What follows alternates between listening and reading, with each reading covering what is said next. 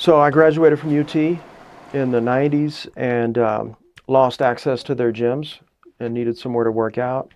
A friend of mine worked here. He was like the night shift guy, ran the front desk, and invited me over. So I rode my bike down here and I walked in and I thought, this place is great. It's kind of like a time capsule.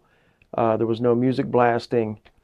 People were like serious about what they were doing.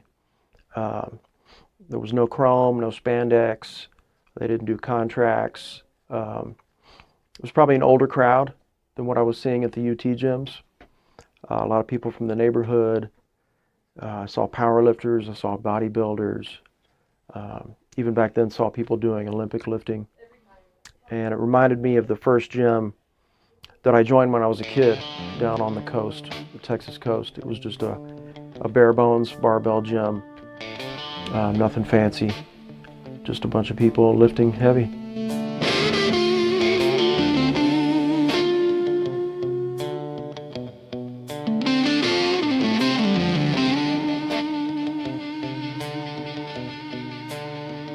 So this neighborhood, the people that lived in Hyde Park called it the Avenues. They didn't call it Hyde Park because you got avenues A through H.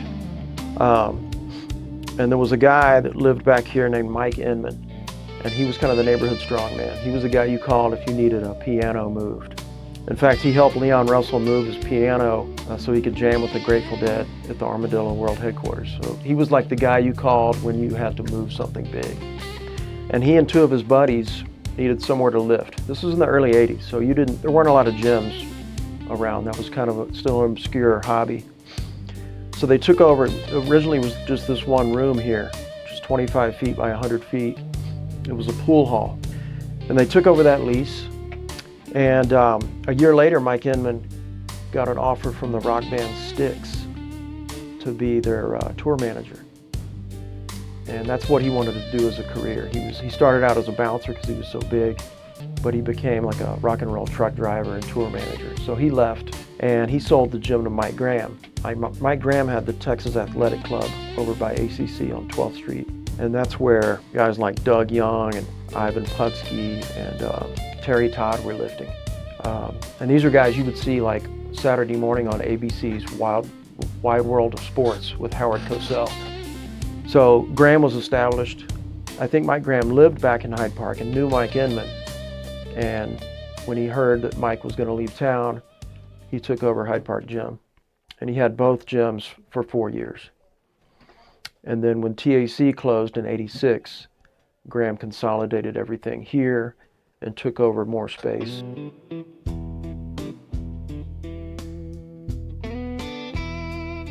Yeah, I'm Marc Frazier, and I started work for the guy who ran this place for a long time in '79. Kirby Sams. I've been training at Hyde Park since 1983-84. And we were building equipment and training people how to use it because at the time there wasn't such a thing as personal training. So we showed people how to use it so they wouldn't get hurt. And then that's just kind of spread over here. I met Mike Graham at a bodybuilding contest. At 185 pounds, I entered my first contest. It was in Natural Mr. Texas over 35, and I was going to be 35 and competed in that contest. There was another guy in it, and I won. I said, hey, this is easy. I can do this thing. And the next contest I went to was an NPC contest. And it was taking place at the Villa Capri, which is no longer here, and I came in dead last.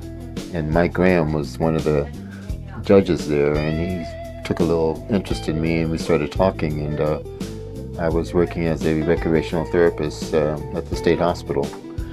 And he asked me where was I training, and I told him where, at Gold's Gym. He says, as Mike can talk very frankly, I won't cuss like he does this, but he let me know that he thought that was a bad place to play. And that, why don't you train at my gym? And I didn't know where his gym was, and he thought I was crazy because it was right across the street from the state hospital. And I said, that's even better.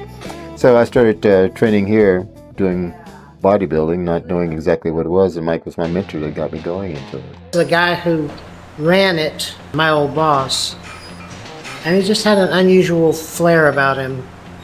And then Graham had the gym until the mid-90s. He had a heart attack and decided to just downsize his life and move out to Lockhart.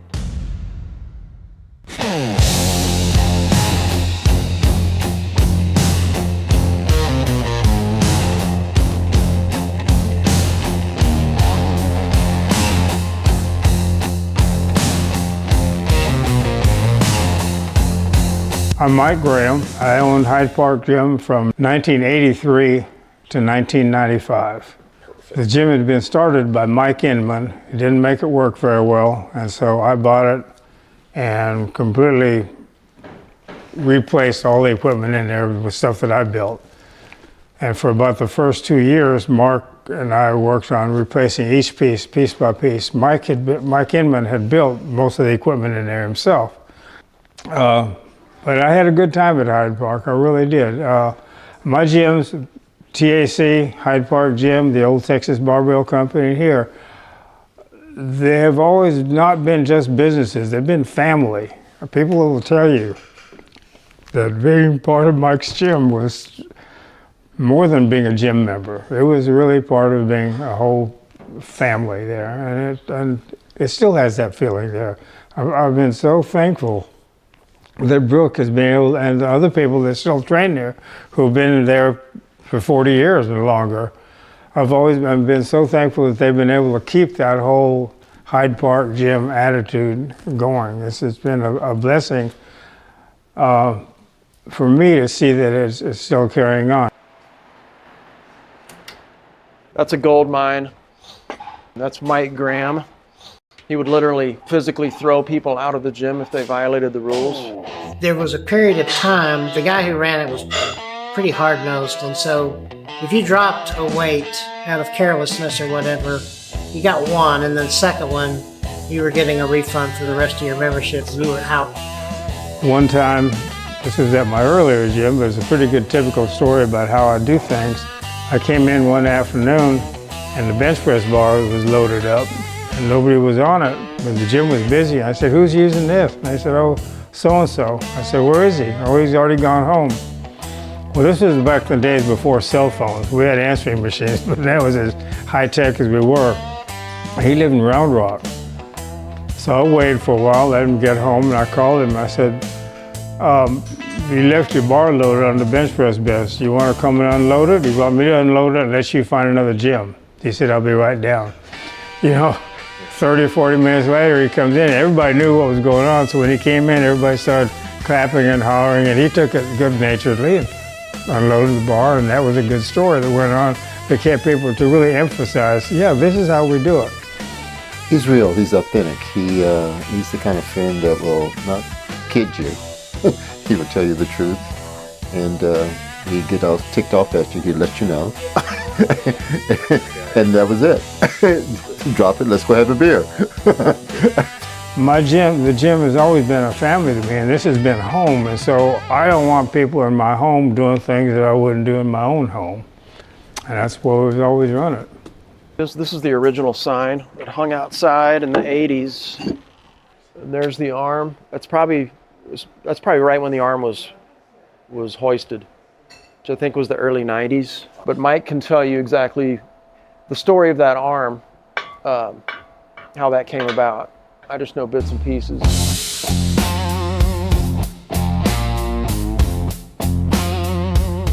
Oh no, that was my idea completely. There's a Hyde Park Bar and Grill. They had a fork, metal fork that was stood up in front of the building that had been there for a long time. The guy that owned the business came up with this idea of having Dale Whistler, this local artist, make a, I don't know what he put, a tomato on there and then a carrot, and different food items stuck on the fork. And then after a while, they changed it to something else. And I came up with the idea for the arm. So I contacted Dale and said, "I've got a project for you if you want to take on a really big project." I mean, he was making pieces this big. That was huge. And so we sat down and he said, yeah, he'd like to do it. And so I brought him a bunch of pictures of my arm back in the day when it looked like that, not anymore. And what he did was he took blocks of styrofoam and glued them together to make the basic rough outline. And then he just started carving them, using a saw to carve them down, and then using a grater to get them there. The veins on there are different sized garden hose stapled on. And then after it was all done, then he coated it with a fiberglass and painted it. We built it without any kind of a framework. It was just all solid fiberglass.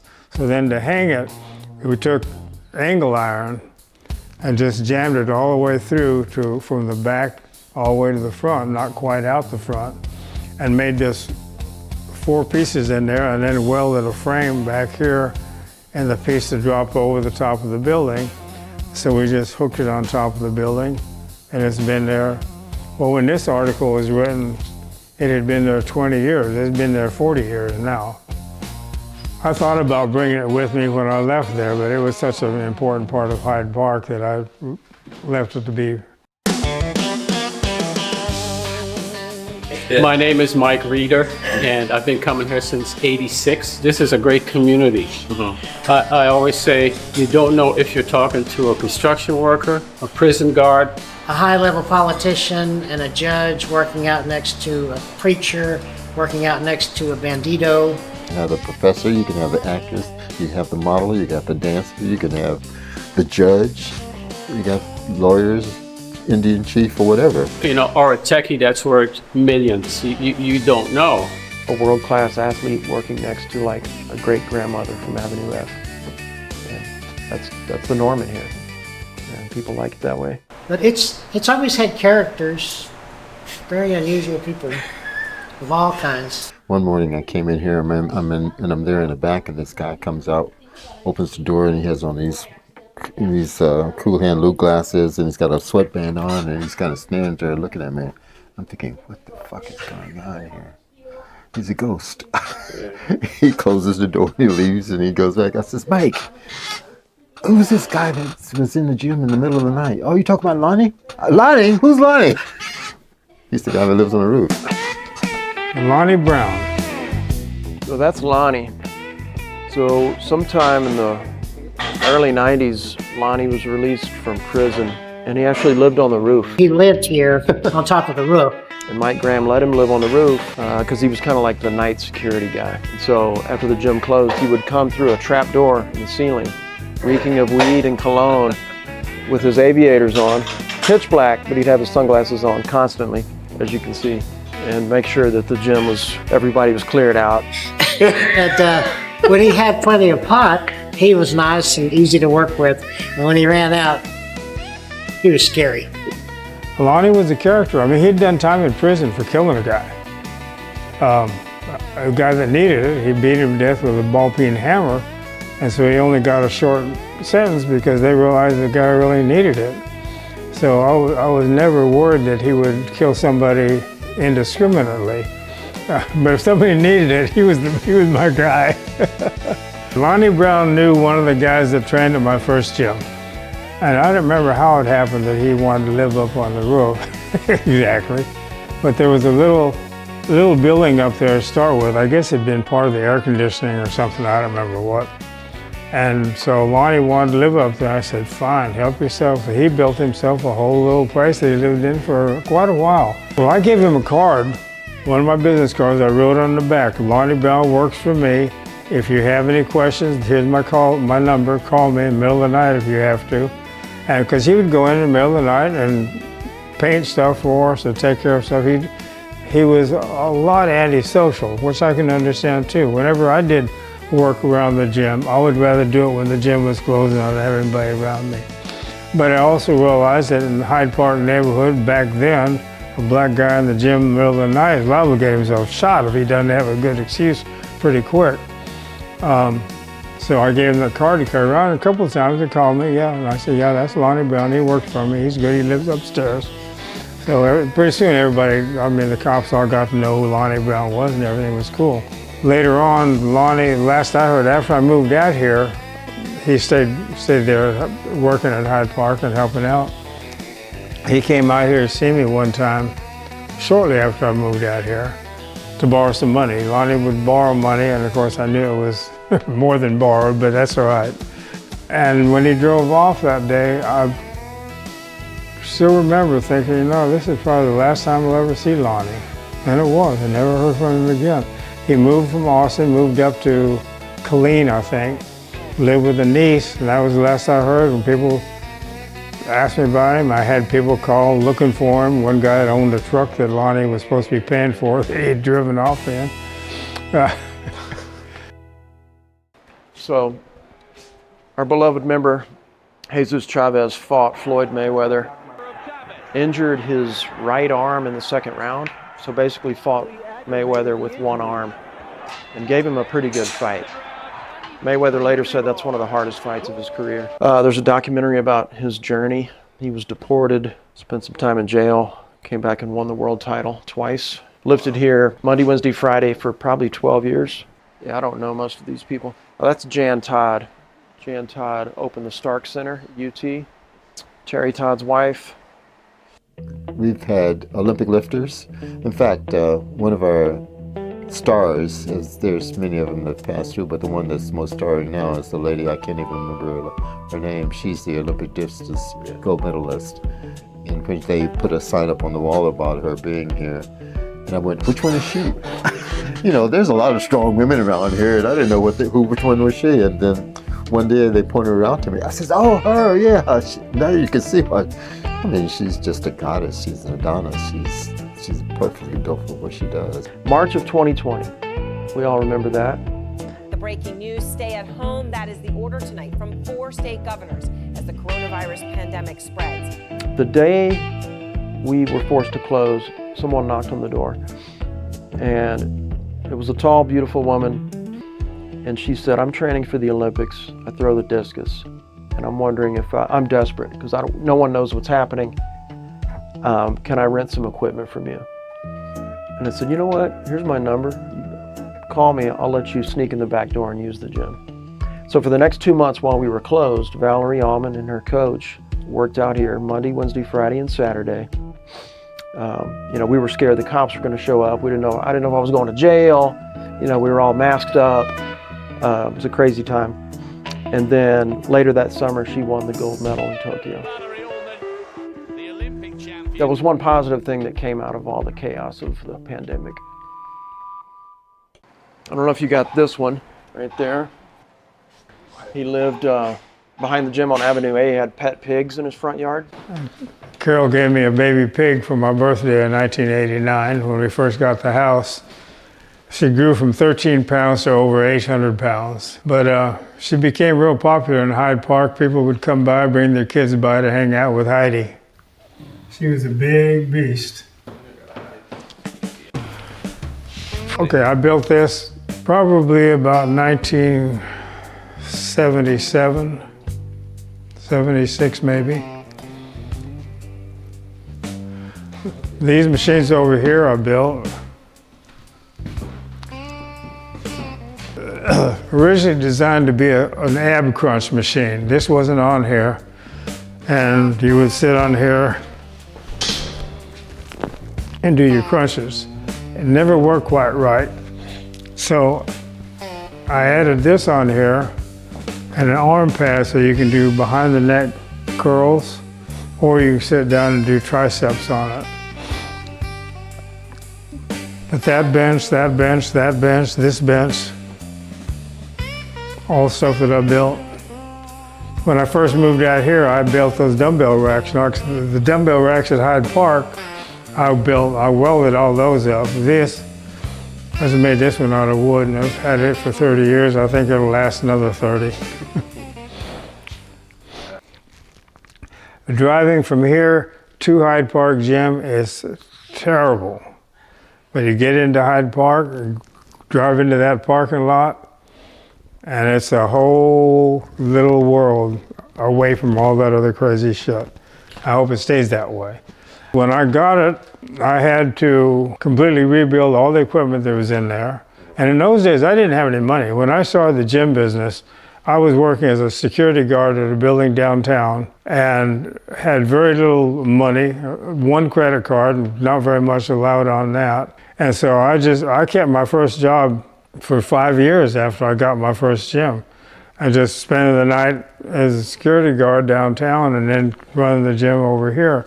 And when I got Hyde Park, it was the same thing, building all the gym equipment, replacing it, And in those days, if something went wrong with the plumbing, I fixed it. If something went wrong with electricity, I fixed it. You know, that was, and so my involvement in the gym wasn't just the gym owner. I mean, it was my sweat and blood that made the thing work. And again, the kind of people that I had, the way I ran my gym, the way we all associated with it was a big family. And so it's still the old family home, you know, with the people in there that are still there, Kirby and Kathleen and a few others that have been there forever. And I walk in and I see the gym equipment that I built 45 years ago. The weights that I welded together, the dumbbells, I made all those dumbbells. I made the racks that the dumbbells are on.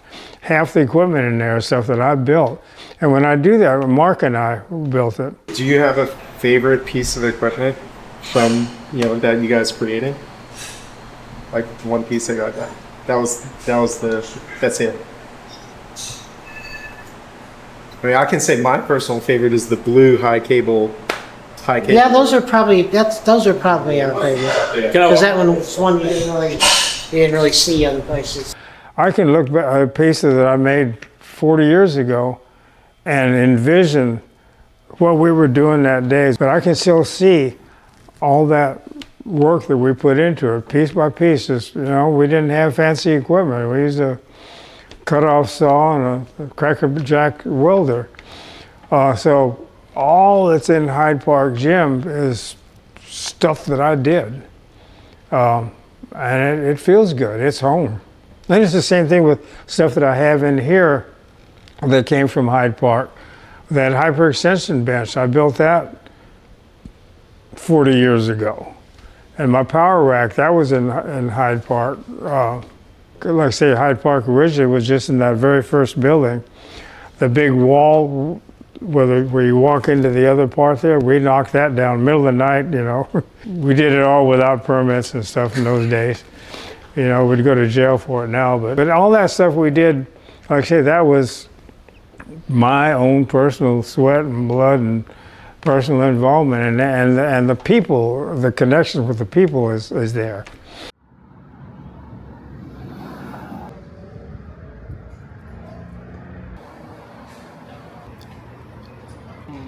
The thing with Mike, who started Hyde Park Gym, with Dave, who bought it and didn't make it work, so many people think, well, I really like working out, I can have a gym. It's like thinking, I like to eat so I could own a restaurant. Owning a gym and liking to work out are two totally different things.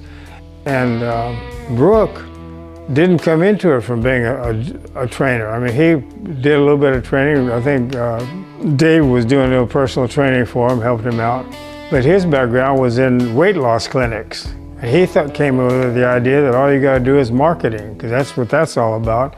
If he came in and just marketed the gym right, that it would all make him a fortune. Well, that isn't the way it worked out. It didn't work out that way. He got absorbed into the Hyde Park culture, and instead of him changing the way the gym worked, the gym changed the way he worked, and thank God for it, because it's still there.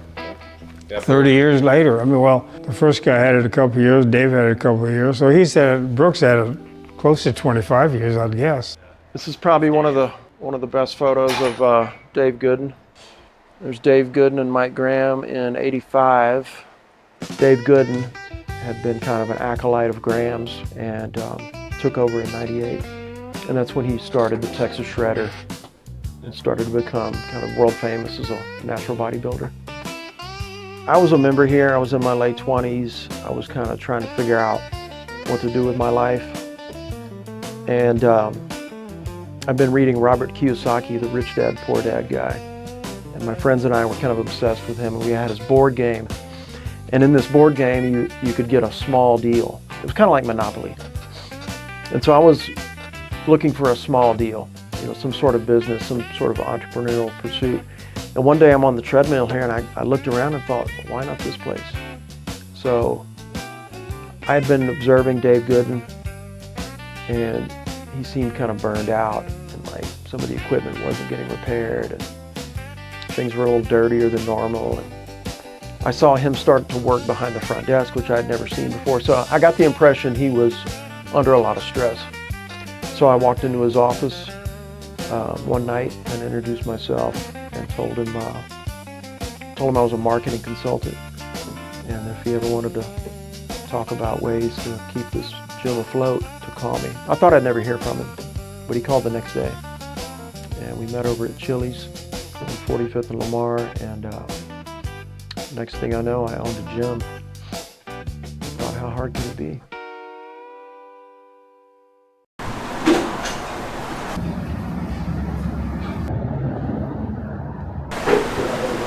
You know, a lot of this stuff hasn't really changed in 40 years, so. One of the things for longevity is having a community, and Hyde Park is a community. The community here, people are nice. It's the community. It's a neighborhood gym, which appeals to me big time. You know, someone will introduce themselves to you if you're like looking around for something, like obviously have a question. Somebody else says, "Can I help you? What are you looking for?" You know, that kind of thing. Yeah, I guess that is true, yeah. Yeah. Everyone's very personable here. You don't find that too many places. That's what makes it what it is. It's like people. Mike used to have a sign on when you sign in, the gyms that have come and gone in Wilster are here. What it provides you is everybody can walk in. My one is that this place remain kind of an oasis away from the hustle and bustle and the screens and the AI and the endless news cycle. And You can have anybody can come in and be welcome in here. people can come in here and politics don't matter. They can come in here and feel safe, respected, and do what they need to do for their own mental and physical health. I just speak so highly of this gym. I recommend it. It's just part of my journey in my life, man. It has formed me in a great way. And I realized I had spent more of my life in this one building than in any other building in town. And I'm from here, from Austin, so. And you can't buy that. You can't produce that. But what I can do is preserve it and honor it. You guys have referred to me as the owner, and people call me the owner. I don't really identify with that title. I think of myself as more of a caretaker or a steward. I hope that it stays a little oasis in the middle of Austin. Just continuing the legacy that guys like Mike Inman and Terry Todd and Mike Graham and Dave Gooden started. And like I said, I didn't know Brook until he bought the gym, but I completely, totally appreciate what he's doing. I'm here to follow in their footsteps and keep the dream alive that they started.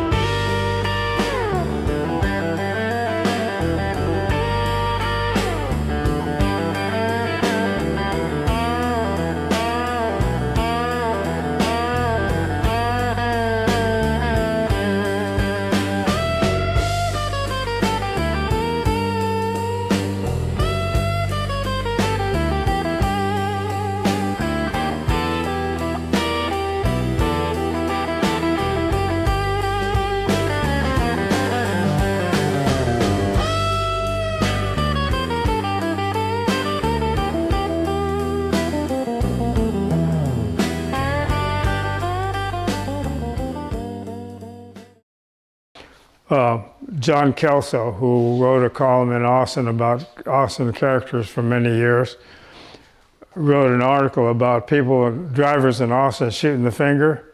So I told him about a story that I had out here shortly after I moved here, where a guy shot me the finger and then came after me And I let him walk up to me and I knocked his ass out right there in the street. And he wrote it up and put it in the paper. And people are still talking about it.